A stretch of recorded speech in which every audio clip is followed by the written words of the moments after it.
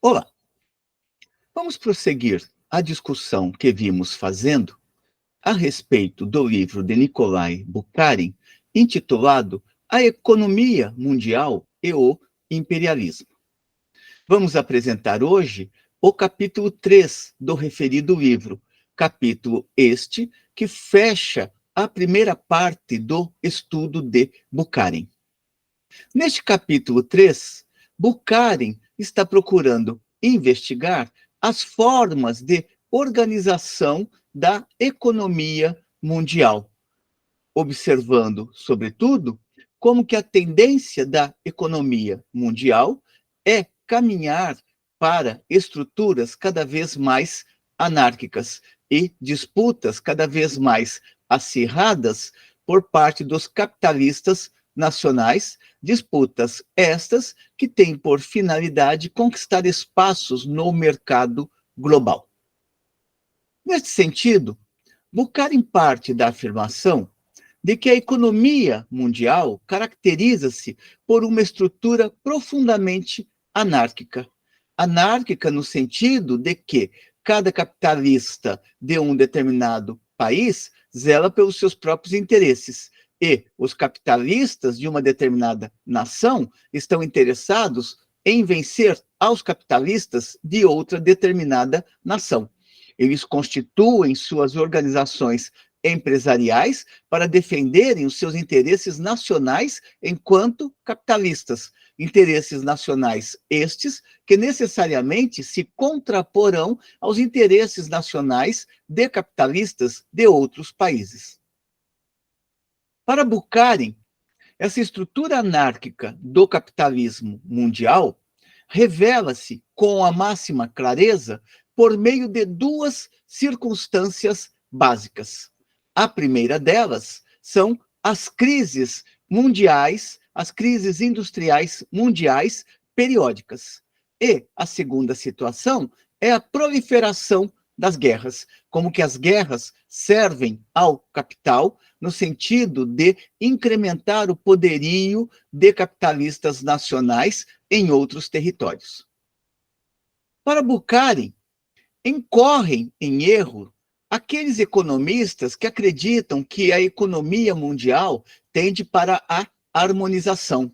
Aqueles economistas burgueses, segundo os quais a supressão da livre concorrência em razão do crescimento dos monopólios e de uma economia cada vez mais monopolizada, aqueles que acreditam que a supressão da livre concorrência e sua substituição pelos monopólios capitalistas podem pôr fim às crises industriais.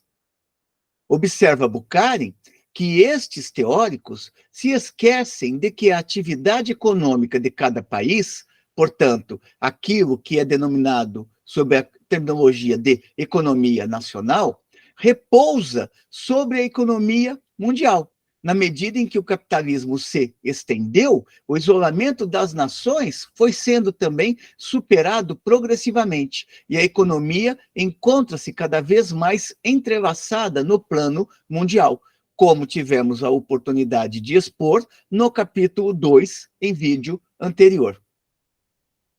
Para Bukharin, a economia mundial não constitui simples soma aritmética de economias nacionais. Da mesma forma que a economia nacional não é a soma das economias individuais de um Estado, ou seja, não é a soma de cada capitalista individual de um Estado. Tanto num caso, que é o da economia internacional, como no outro, que é o da economia nacional, o elemento essencial é a ligação, a influência de um meio particular, sem o qual não existem nem conjunto real, nem sistema, nem economia social, mas tão somente unidades econômicas dispersas. Aqui ele está atentando para a necessidade de se conhecer a complexidade da economia capitalista. Não é pela soma das atividades dos capitalistas individuais de um território que se compreende a economia nacional, assim como não é pela soma das atividades dos capitalistas, da burguesia nacional no plano internacional, pela soma de cada burguesia nacional no plano internacional, que se vai compreender a dialética da economia mundial e, portanto, as contradições que perpassam a economia mundial sob controle do capital. Eis porque, prossegue Bukharin, mesmo admitindo-se que a livre concorrência seja inteiramente eliminada nos limites das economias nacionais, o que na prática é uma impossibilidade, as crises industriais não desapareceriam. E não desapareceriam porque, na medida em que o capital se expande, necessariamente ele produz uma estrutura global anárquica. E não desapareceria também, dado que continuariam a existir as ligações caóticas estabelecidas entre esses corpos econômicos. Ou, em outras palavras, visto que a estrutura anárquica da economia mundial persistiria sem modificações, uma vez que os capitalistas individuais continuariam, cada um de seu lado, correndo atrás dos seus próprios interesses individuais. Mesmo se considerarmos a existência de grandes complexos industriais, esses complexos industriais nacionais continuariam correndo atrás de mercados e disputando mercados aos complexos industriais nacionais de outras nações. O outro elemento constitutivo, elemento fundamental para a dinâmica do capitalismo monopolista, ou do capital na sua forma monopólica, é que, na sociedade, a guerra é um dos métodos cada vez mais utilizados de concorrência capitalista, na medida em que esta última, a concorrência, se trava na esfera da economia mundial. Portanto, aquilo que não se consegue por via das negociações comerciais, se busca conseguir através da força das armas, através da guerra. A guerra, neste sentido, é, pois, a lei imanente, interna, brota da própria estrutura do capitalismo monopólico. A guerra é, pois, a lei imanente de uma sociedade chamada a produzir sob a pressão das leis cegas do mercado mundial, que se desenvolve caoticamente, e não de uma sociedade capacitada para reger conscientemente o processo de produção.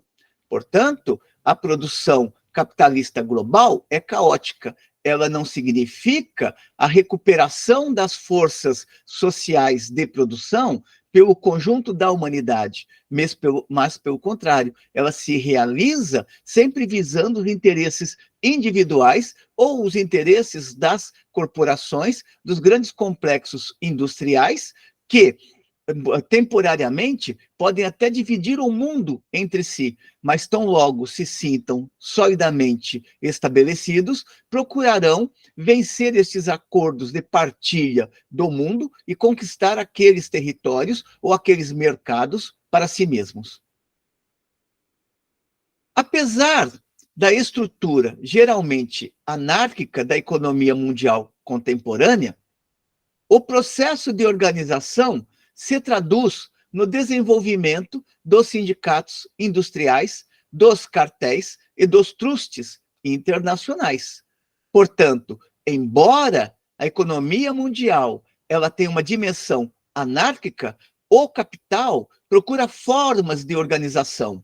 Procura formas de organização que são aquelas grandes associações patronais, aquelas organizações como Federação da Indústria do Estado de São Paulo, ou então Confederação Nacional da Indústria, ou então Confederação Nacional dos Bancos, Confederação Nacional do Comércio. Eles buscam estas estruturas de dimensão mais nacional para defender os interesses daquele setor. Além disto, estas grandes empresas, os grandes bancos, eles partilham o mundo entre si. Pensemos por exemplo, o caso das 7 irmãs do petróleo, que dividem praticamente o monopólio da circulação de petróleo no plano mundial. Temos aí os trustes internacionais, que passam a atuar em diversas partes do mundo, impondo seus preços às mercadorias e eliminando o máximo possível a concorrência daqueles que ainda não atingiram um patamar elevado de concentração do capital. Bukharin sedimenta este seu argumento apresentando várias situações que eram possíveis, naquele período, de serem encontradas no setor de transportes, na indústria extrativa e metalúrgica, na indústria elétrica, no domínio têxtil, na indústria do vidro e da porcelana. Ele discorre em 2, 3 páginas as empresas que já estavam começando a participar deste grande fluxo mundial e desta grande concorrência internacional. O que se verifica, observa Bukharin, é que cada vez mais há trustes internacionais que estabelecem fusões e controles dos mercados existentes, dos mercados capitalistas. Por trás desses trustes e cartéis estão, geralmente, as empresas que os financiam, bancos principalmente. E aqui Bukharin volta à discussão do capitalismo financeiro, à época compreendido fundamentalmente como a fusão dos interesses do capital industrial com o capital bancário. Hoje, uma leitura do capitalismo financeiro exige uma nova complexificação, uma nova abordagem deste problema. Mas o que ele está se referindo aqui, a exemplo do que fez Lenin e mesmo Hilferding, é esta aproximação, esta simbiose que passa a haver entre os interesses industriais e os interesses dos bancos. Portanto, por trás desses trustes e cartéis estão, geralmente, as empresas que os financiam, bancos, principalmente. Esse processo de internacionalização, que tem no intercâmbio internacional sua mais primitiva forma e no truste internacional seu mais elevado nível de organização, uma vez que aí já estamos na dimensão dos monopólios, provoca uma internacionalização muito intensa do capital bancário, que, por meio do financiamento de estabelecimentos da indústria, se transforma em capital industrial e constitui, assim, uma categoria especial de capital financeiro. De tal modo que o capital financeiro é, sem sombra de dúvida, conclui Bukharin, a mais penetrante forma de capital. Bukharin observa ainda, neste capítulo, no qual ele descreve quais são os bancos que começam a ter uma participação cada vez mais no plano mundial, ele observa ainda que as empresas coloniais, exportação de capitais para outros continentes, construção de estradas de ferro e empréstimos governamentais, transportes urbanos e fábricas de armas, minas de ouro e plantações de borracha, tudo está estreitamente ligado à atividade dos consórcios bancários internacionais. Os laços econômicos internacionais, prossegue ele, possuem ramificações infinitas, passam por milhares de ramais para centralizar-se, afinal, em acordos estabelecidos entre os principais bancos do mundo, que estendem seus tentáculos sobre todas as partes do globo, do planeta. O capitalismo financeiro mundial e o domínio internacionalmente organizado dos bancos é um dos fatos imutáveis da realidade econômica capitalista nesta fase dos monopólios. Outra consideração feita por Bukharin é a de que existe a tendência a um incessante crescimento destas organizações internacionais. o que não se pode deixar de ter em conta quando se faz análise do desenvolvimento da economia mundial moderna. A estrutura econômica se torna, nesse sentido, cada vez mais complexa, cada vez mais intrincada, o que não quer dizer que esta complexidade diminua a avidez dos capitalistas, atenuando a concorrência entre eles. Pelo contrário, se estabelecem novos terrenos de concorrência e novas intensidades da concorrência intra e intercapitalista.